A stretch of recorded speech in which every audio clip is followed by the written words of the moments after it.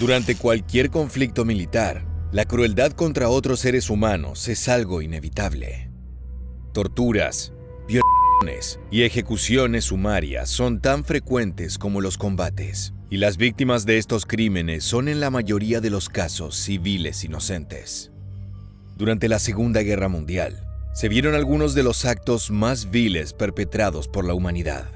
Pero hoy no hablaremos de aquellos cometidos por Alemania o Japón, sino por otros países, cuyas oscuras acciones son quizás no tan conocidas. Hablamos de la Unión Soviética y los Estados Unidos. Si bien quisieron esconderlo, los hombres de ambos ejércitos fueron culpables de innegables crímenes. Entre ellos se encuentra la violación de decenas de miles de mujeres como venganza contra las fuerzas del Eje, si bien éstas nunca habían empuñado un arma. Poco se habla hoy en día de estos actos, pero no deben pasar al olvido. Por eso, en este nuevo episodio de Historia Militar, te contaremos todo sobre los más terribles abusos de la Unión Soviética y los Estados Unidos. Also meine sehr konservative und vorsichtige Schätzung geht von 860. My estimate, and it's conservative, sums up to about 860,000 cases of rape. Bislang der Fall war. Ich gehe von den Sin duda, los crímenes de la Unión Soviética son los más conocidos dentro de los cometidos por los países aliados. La sed de sangre de su líder, Joseph Stalin, era innegable y había comenzado mucho antes que la primera bala de la Segunda Guerra Mundial fuera disparada. Fue él quien en la década de 1930 ordenó las masivas purgas políticas dentro de su país que acabaron con todo aquel que podría representar una amenaza para su mandato. Esto incluyó miembros rivales dentro del Partido Comunista, oficiales del ejército, intelectuales, académicos, civiles comunes y corrientes, e incluso miembros de minorías étnicas, como ucranianos y kazajos. Nadie parecía estar a salvo. Muchas veces, las familias de los perseguidos también caían junto con ellos. El destino de los prisioneros era en la mayoría de los casos los gulags, como se denominaban a los centros de trabajo forzados desperdigados por toda la Unión Soviética. Estos eran lugares brutales, donde la comida escaseaba y las golpizas por parte de los guardias eran moneda de todos los días. Las condiciones de higiene eran terribles, lo que hacía muy fácil la propagación de epidemias. Y la exposición al clima, ya sea el frío invernal o el calor desértico, cobró miles de víctimas. La sociedad olvidaba a las personas que eran enviadas a los gulags, ya que sabían que la esperanza de volver a verlos en libertad era muy baja. Pero en ocasiones, la policía secreta de Stalin ni siquiera se tomaba la molestia de encerrar a aquellos capturados. Se cree que aproximadamente 2 millones de soviéticos fueron asesinados durante las purgas, la gran mayoría de ellos por medio de fusilamientos. A veces, si la persona era de relevancia política, primero se la sometía a un juicio público donde la sentencia ya estaba clara. Siempre terminaban en la condena a muerte del acusado. Varios aliados de Stalin terminaron siendo traicionados por este, como le ocurrió por ejemplo a 2 jefes de la policía secreta. Ni siquiera sus aliados estaban a salvo. Para 1938, la Gran Purga, como se conoció a estos oscuros años, comenzó a amainar. Por un lado, el líder soviético había conseguido eliminar a todos aquellos que veía como amenazas contra su mandato. Por otro, podía darse cuenta que un nuevo peligro se estaba gestando. Pero esta vez era externo a su nación. Ya para ese entonces, Adolf Hitler estaba cómodo en el poder de Alemania. Sus ejércitos habían sido reconstruidos y modernizados. Su economía era fuerte y una enorme porción de la población compartía su ideología intolerante. Todo estaba dado para el comienzo de su campaña de expansión territorial. Stalin estaba al tanto de que el Führer veía a la gente de su país como inferiores a la raza aria y que deseaba conquistar sus tierras. Buscó hacer causa común con otros enemigos de los alemanes, como el Reino Unido y Francia. Pero en ese momento los gobernantes de estos países preferían no provocar a Hitler. Esto, además de sus propias ambiciones imperiales, lo llevaron a tomar una decisión drástica. Solo una semana antes del comienzo de uno de los conflictos militares más masivos de la historia, Alemania y la Unión Soviética firmaron el pacto Ribbentrop-Molotov. Este acuerdo garantizaba la paz entre las dos naciones, pero además fue una forma de repartir Europa del Este, pensando en las conquistas que estaban por venir. Ahora aliado con los nazis, nada parecía poder detener a Stalin. La Segunda Guerra Mundial comenzó el 1 de septiembre de 1939 con la invasión germana a Polonia.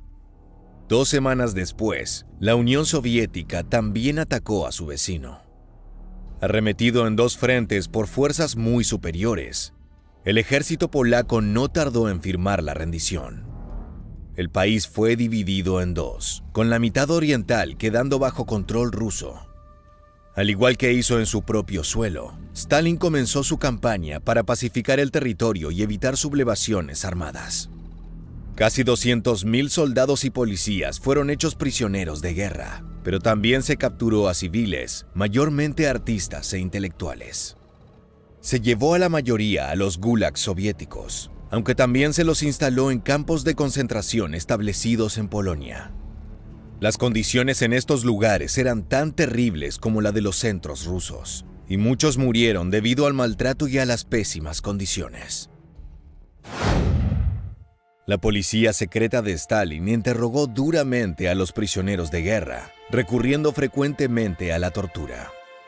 El objetivo detrás de estos procedimientos era decidir si la persona en cuestión podía ser convencida de adoptar una postura a favor de la ocupación soviética. Para ello, debían denunciar a su gobierno y sus políticas, y aceptar sin condiciones el control comunista de su país. Muchos terminaron por ceder ante las presiones y hostigamientos de los agentes estalinistas, pero otros se mantuvieron firmes. Estos hombres fueron agregados a una lista negra. Su destino estaba asegurado. Stalin and 6 members of the governing Politburo in Moscow signed an order on the 5th of March 1940 to execute 25,700 Polish nationalists and counter-revolutionaries as the Polish prisoners were termed. Why? The reasoning was to wipe out the core people who created and maintained Polish culture, to eradicate the people who would resist Stalin the hardest. Aquellos seleccionados eran administradores gubernamentales, oficiales del ejército, periodistas, profesores, escritores, criminales comunes y simples trabajadores. Atados de manos, fueron obligados a arrodillarse sobre el suelo. Luego, sin un asomo de juicio, se les disparó en la nuca, uno por uno. Nada podían hacer para evitar su trágico final.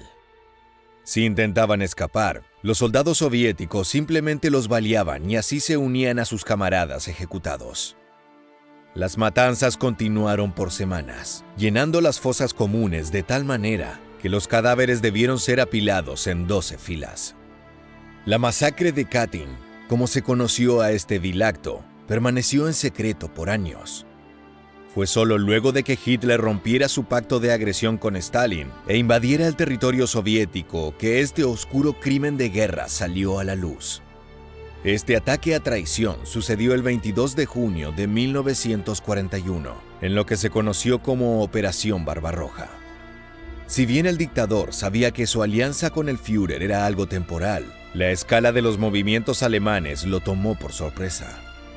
Sin tiempo de movilizar a sus tropas, se vio obligado a ceder miles de kilómetros ante la maquinaria de guerra nazi, sufriendo millones de bajas. En cada ciudad o pueblo que tomaban, los germanos realizaban terribles y crueles actos contra los civiles o los soldados capturados. Cientos de miles de personas fueron ejecutadas y pueblos enteros terminaron siendo borrados del mapa, destruidos por el fuego y los explosivos. Las crueles masacres contra su pueblo, sin embargo, motivaron a los hombres y mujeres del Ejército Rojo a luchar con fiereza contra los invasores.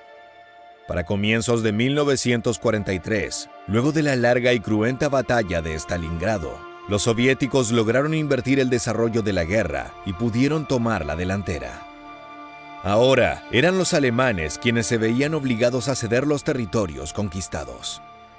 Los soldados de Stalin no tardaron en comenzar a cobrar venganza contra los nazis y sus aliados por las brutalidades cometidas hacia su población. Los germanos sabían que caer prisionero de los soviéticos era casi una sentencia de muerte.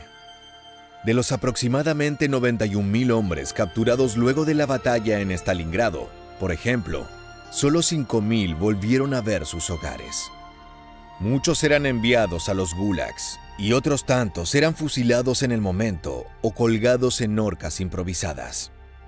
Pero las víctimas no eran solo alemanes.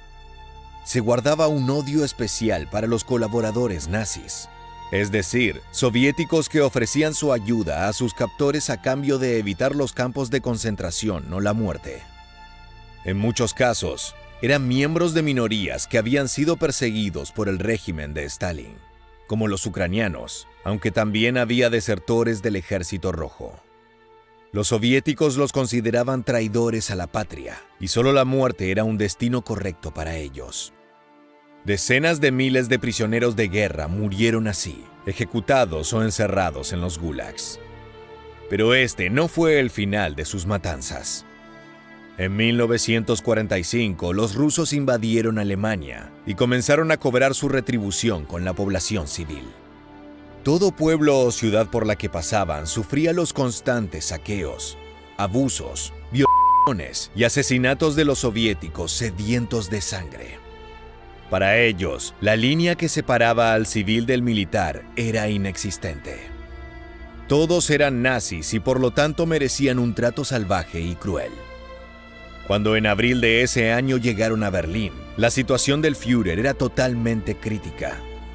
Sus mejores unidades ya habían caído y tan solo quedaban divisiones formadas por niños o ancianos, sin ninguna experiencia en combate. La munición y los explosivos escaseaban, y la mayoría de sus vehículos habían sido destruidos. Sabiendo que la derrota era la única posibilidad, Adolf Hitler se quitó la vida. Sin embargo, la muerte del líder alemán no calmó a los desaforados soviéticos. Ellos aún buscaban cobrarse venganza por las atrocidades cometidas en su patria. Durante semanas, Berlín sufrió la brutal furia del Ejército Rojo. Las pocas casas que sobrevivieron a los asaltos de artillería fueron saqueadas e incendiadas. Cualquier civil corría el riesgo de ser acusado de colaborador o de un nazi encubierto, y las ejecuciones sumarias sucedían a diario. Las mujeres germanas, por su parte, fueron víctimas constantes de violaciones por los soldados, cuyos superiores miraron para otro lado o incluso alentaron este comportamiento. Se cree que alrededor de 120,000 berlinesas sufrieron abusos sexuales durante la batalla y la posterior ocupación de la capital del Reich. Miles de ellas, por el trauma y la vergüenza que les causaron estas experiencias, terminarían recurriendo al suicidio. They came every night into our basement, to all the basements. They just took their boots and we were all bedded down. All the men in the front, the woman in the back. By then I was in my 9 months pregnancy, also close to having my child. And they kicked with the boot, Frau komm. That's the only German word maybe they knew, Frau komm. And then the person had to get up, the woman, and they didn't take her outside the basement. They put her against the wall. And they stood in line with their machine gun pointing at us and raped the woman. Si bien Berlín fue donde estos crímenes fueron más salvajes, experiencias similares ocurrieron en gran parte del territorio alemán invadido por los soviéticos.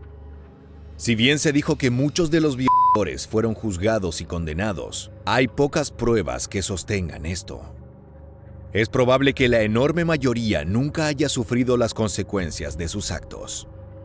Luego de la guerra, las violaciones y otros abusos por parte del Ejército Rojo, que habían sido mantenidas en secreto, fueron llevadas a la luz.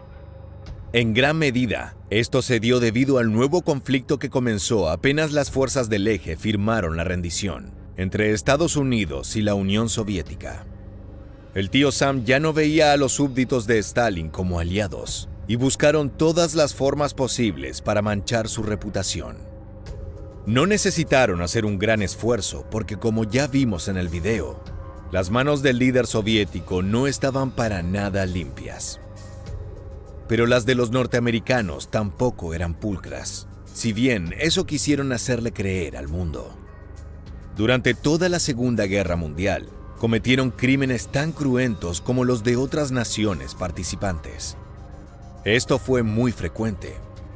Por ejemplo, en el Teatro de Operaciones del Pacífico, luchando contra los japoneses, los oficiales y soldados estadounidenses veían como poco más que animales a los nipones.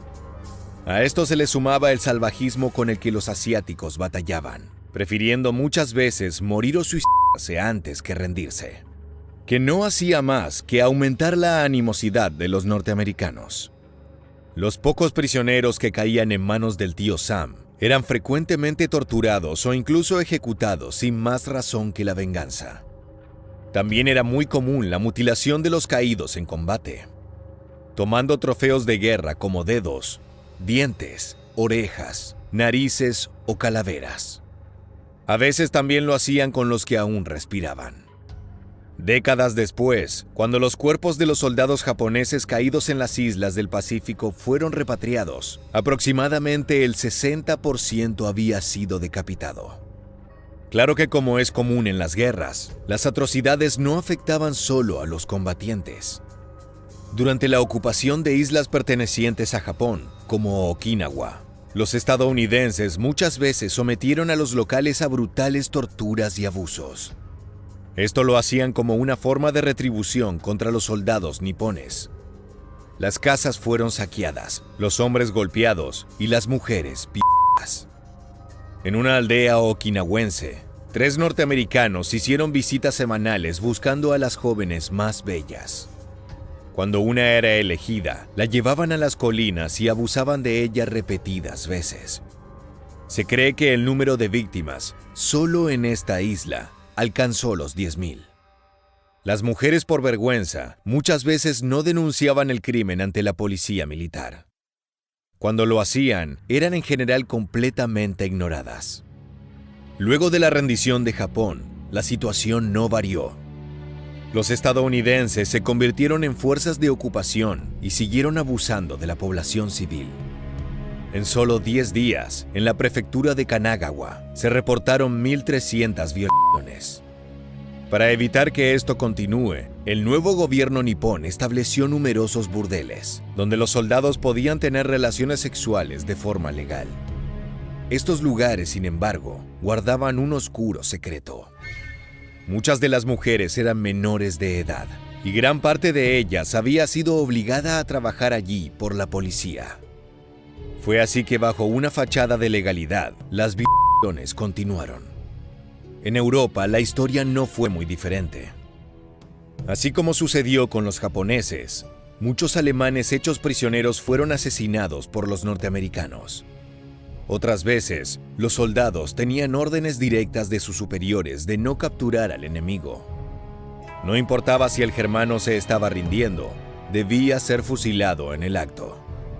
Se cree que generales muy conocidos, como por ejemplo George S. Patton, fueron algunos de los que dieron estas directivas. D-Day begins in the early hours of June 6, 1944, and almost at once war crimes are being committed. On that first day at Omaha Beach, there were reports of some 130 German POWs overall. Yet just about 60 of that number were delivered to the collection points. The greater part by then had been shot somewhere along the way. Estos actos también fueron cometidos como represalias por las brutalidades inhumanas descubiertas en los campos de concentración nazis. Cuando en abril de 1945 los norteamericanos liberaron Dachau, se toparon con una morbosa escena.